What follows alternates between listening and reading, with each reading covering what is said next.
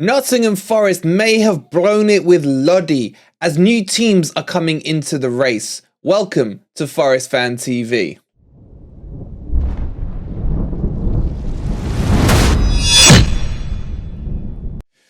Good morning, good evening, or good night, wherever in the world you are. Hope you're having a wonderful day and welcome to your latest Nottingham Forest news. In today's video, we'll be talking about Lodi and have Forest blown it with him after having an option to buy built into the contract. We'll talk about a defender that's being linked to Forest, which is an interesting link. And we'll talk about De Gea and his contemplations. How does that link into Forest? Tune in to find out. Before we get started, please do not forget to hit that like button. Subscribe to Forest Fan TV if you are new here and enjoying the content. And don't forget to become a member. It's only 99p. We've got loads of new member perks coming up, especially in and around the new season.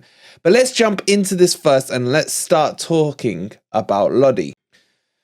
So, Renan Lodi, or Lodi if you're Brazilian, is a player we've covered a lot already this transfer window, and there have been more and more developments. If I cast your minds back to a couple of weeks ago, where I said I thought it was very strange that Forest allowed the loan to buy option to expire off the contract. And for me, it just didn't make sense, as Forest were making clear signals that they were very interested in keeping him at the City ground. And actually getting a loan to buy option is good business. I think you should always have that as a default when it comes to loan players coming into your club. However, Forest felt that they could negotiate a cheaper price. And I said at the time, the only reason you would be stupid enough or smart enough, depending on which way you want to look at it, to do this would be because you've already had those discussions with Atletico Madrid and that they would be willing to drop their price down. Now, there have been a lot of talks that Atleti were willing to shift a little towards Forest and Forest shift a little back towards them. But it's clear to see that no agreement was reached prior to the expiry of the loan to buy option. And fast forward to where we are today, and the clubs haven't made any kind of agreement. In fact, Lodi is now on a hit list of a few big clubs. We told you about the link to Juventus a week or so ago, as they're looking to replace Alexandro for their left-back position. But now step in Benfica, and Benfica are really actively chasing Renan Lodi. They want him as a priority target. And here's a few issues with it. Benfica can offer Lodi Champions League football, and Benfica, their mother tongue there, obviously being in Portugal, is Portuguese. And what does Lodi speak? Portuguese. Yes, he has come on a long way with English, but he's got the whole family to think about as well, his wife, his kid, etc. And this may be something that suits him. However, with all due respect to the Portuguese league, it's not the most competitive, shall we say, to say it nicely. And I still think the Premier League has a bigger draw than that. But how much does Lodi want European football over Premier League football is question number one.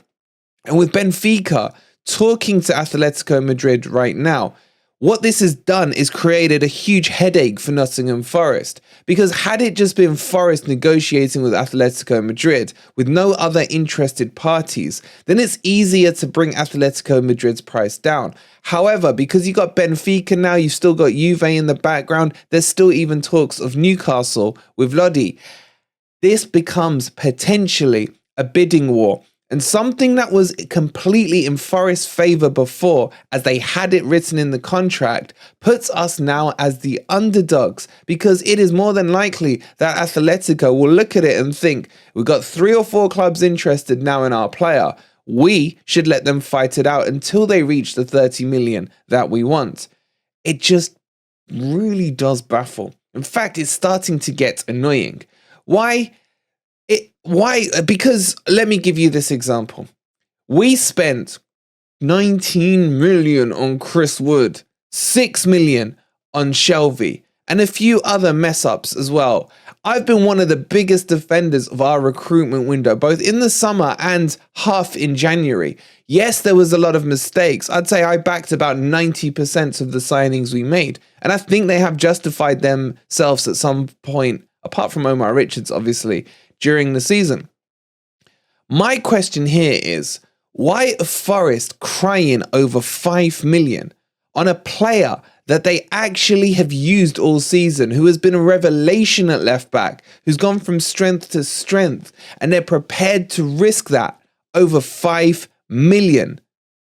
Call it 10 million, whatever. It doesn't matter. It's not big enough, especially when you parallel it with what we did with Chris Wood. It doesn't matter at this level of football. I said in a previous video that Forest need to spend 100 million this window to be competitive. Some of the comments were like, yeah, a lot of the comments were like, are you crazy, FFP and all this? But you've got to understand the ambitions of Marinakis. Forest have to spend big to play big. You can't just sit on your laurels after 1 year in the Premier League survival and expect to get the same result next year. You have to push on, and pushing on in this day and age requires spending, and spending big. I think it costs about 100 million a year just to gain Premier League survival. And that's what Forest have to do now. So for me, going back to Lodi, to add, to quiver over 5 mil, let's just call it 5 mil for the sake of argument, is probably stupid. It really is. And I don't see what the plan is. Yes, there's talks, as we brought to you yesterday, about Oscar. But again, that's an £8 million player who's not tested in the Premier League, who's not tested in the Forest infrastructure, who doesn't know what the club is. Maybe he comes in and doesn't settle in. Maybe he can't cut it in the Premier League. All these kind of questions come up where you have the answer already with Lodi, a player who has a year under his belt in the Premier League, is Prem proven now. I hate that tag, but you can attribute that to Lodi now. And it would have just made sense to get it done over the line and get it moved on. And now we're potentially stuck in limbo. Could Omar Richards be the solution for this? Is that what Forest are holding out for? Because cast your minds back a year, Omar Richards was bought as the first choice left back. Yes, he is a really good left back, but with the injury record he's had this year, and we still haven't even had it confirmed that he's back and fully fit, it's still a risk. And the safe play was to pay the money for Lodi. And it does make you wonder, if Forest don't want to pay the 30 million euros option to buy that they had, why the hell did they agree it in the first place? That's the bit that baffles me. Surely there was some sit-down meeting where people discussed the offer they were going to put to Atleti. This is what would be willing to pay. Let's check the accounts. Let's check the money flow, the cash flow, etc. and see. And then this should have been the level that they agreed on, which clearly they did. And that they should have been able to sit down in a quick meeting this summer and say, right, has Lodi been a success? Yes or no? Tick, yes. Okay, let's get that loan to buy deal done. Yet what they did was let it expire. And I just think there are more questions raised than answers right now. What do you guys think on this Lodi situation? Would you have paid the loan to buy, or do you think that's too much to have spent on a left back? And if so, who would be your first choice left back? Let me know in the comments down below. Andrew Omobamidele has been linked with Nottingham Forest. The youngster, the 20-year-old from Norwich, who plays at centre-back and is already a full international for the Republic of Ireland. I believe he's played about 8 games for them. Has had a decent season at Norwich, having played 34 games there as well. Look, do I know much about this kid? Not really. The moment Forest got promoted, that beautiful late day in May, last season, the championship was in the rearview mirrors. But before we talk about him, Forest, I've got a message for you. And it's a request, I'm sure, not just from me, but from all the Forest content creators and maybe even all the fans. I love that we're being linked with loads of players.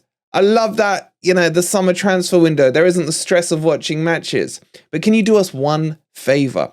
Could we be please linked with a couple of John Smiths, just to make our lives easier when it comes to the pronunciation of these names? Thank you. So we will call him Andrew for now, because I'm probably going to twist his name yet again. And as I mentioned, I don't know too much about him, but I know the Norwich fans speak quite highly of him. There hasn't even been talks of what price is rumoured to be for this transfer.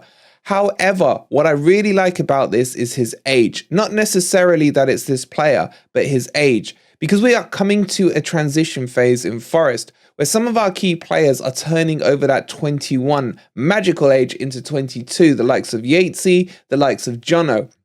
And they'll no longer be quote unquote freebies when it comes to the 25-man squad for next season. So they will have to be accounted into there.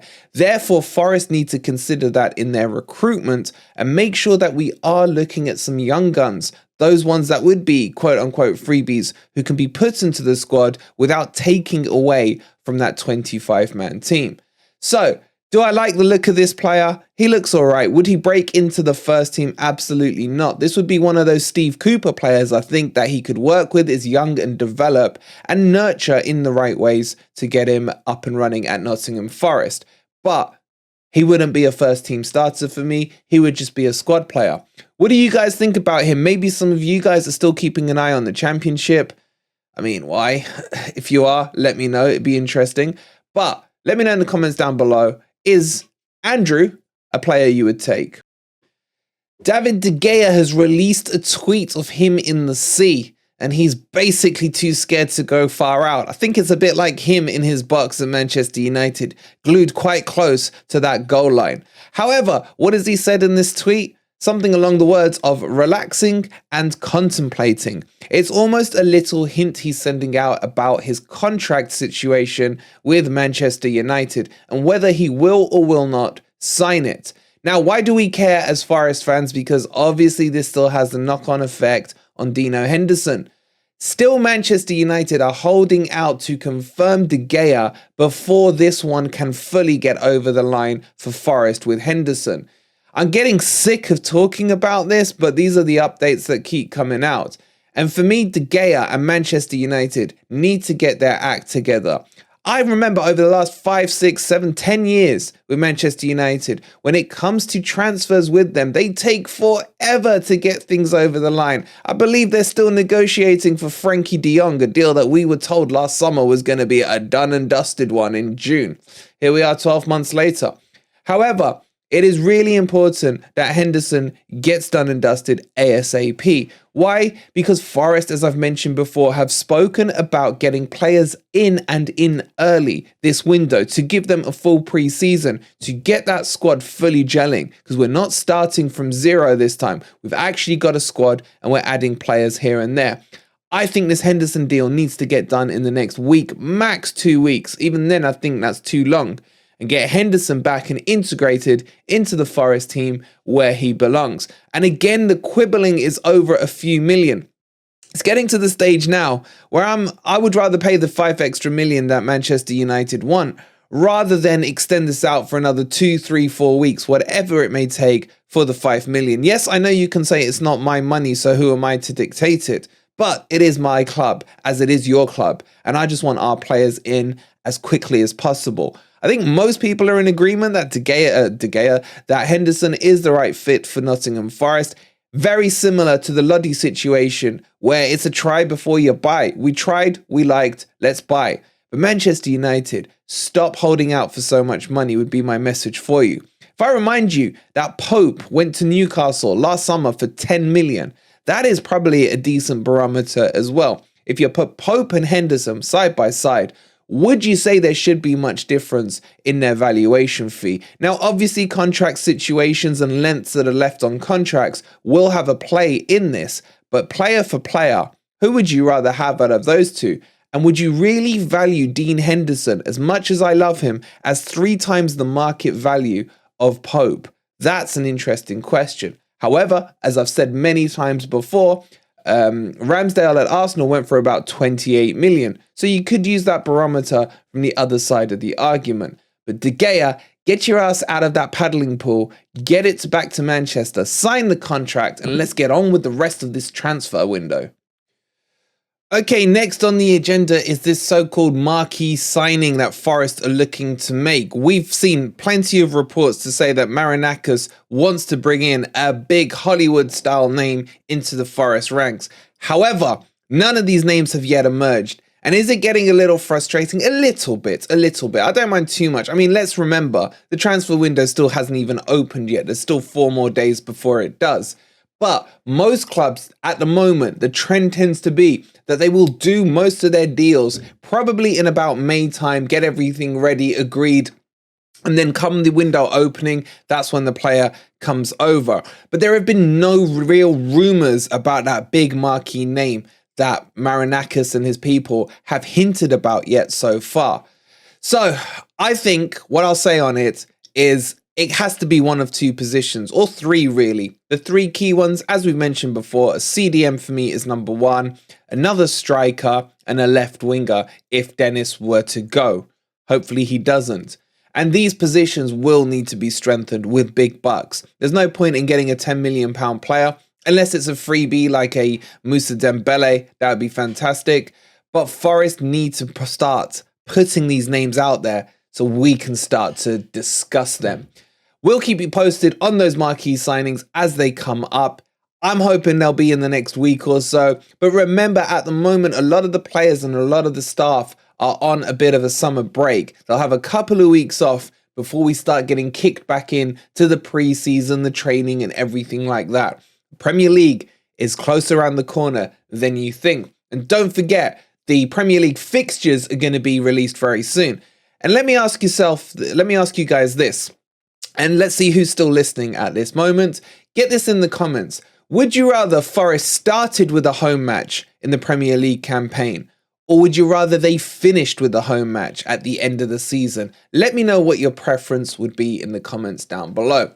That brings you up to date on all your Forest news this Saturday. Please don't forget, if you haven't already, do hit that like button. Please do subscribe to Forest Fan TV. Thank you for making us the biggest Forest fan channel on YouTube. We love each and every one of you. And go grab your Morgan Gibbs White signed frame shirt. Go grab a ticket to make sure you're in for a chance to win. We'll see you on the next video. And as always, come on you Reds.